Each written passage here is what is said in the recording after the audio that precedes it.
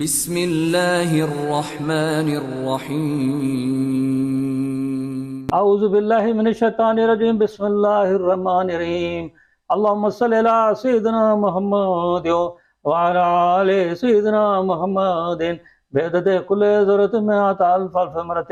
ہمارے پیارے نبی صلی اللہ علیہ وآلہ وسلم نے پہلے ہی اپنے امتی کی سفارش فرما دی ہے۔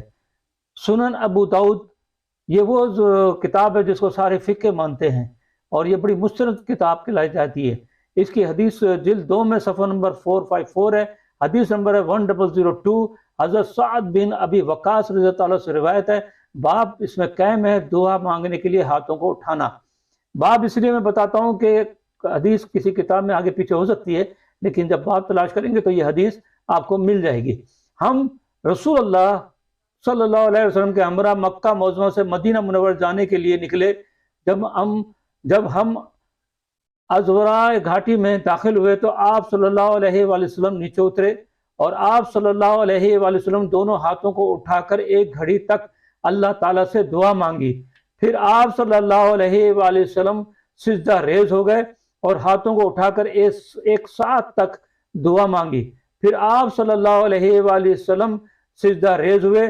اس کے بعد آپ صلی اللہ علیہ وسلم نے فرمایا، میں نے اپنے پروردگار سے دعا مانگی اور میں نے اپنی امت کے لیے سفارش کی۔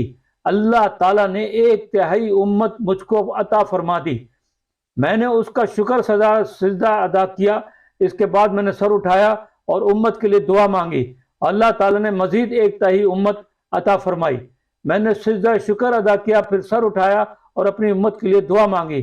اللہ تعالیٰ نے جو 1/3 باقی تھی وہ بھی عنایت فرما دی۔ میں نے اللہ کے لیے سجدہ شکر ادا کیا۔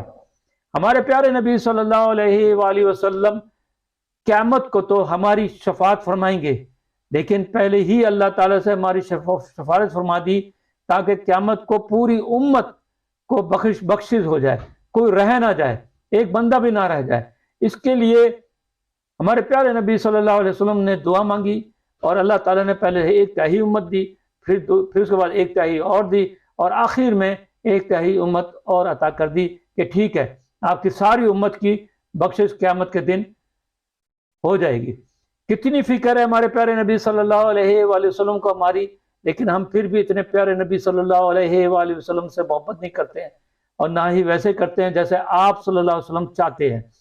اللہ ہم سب کو ہدایت عطا کرے اور آپ صلی اللہ علیہ وآلہ وسلم جیسا چاہتے ہیں ویسے بننے کی توفیق بھی عطا فرمائے۔ اللہ تعالی ہمیں سیدھے راستے پر رکھ، ان کے راستے پر جن پہ تیرا نام ہوا، ان کے راستے بچا جن پہ تیرا غضب ہوا۔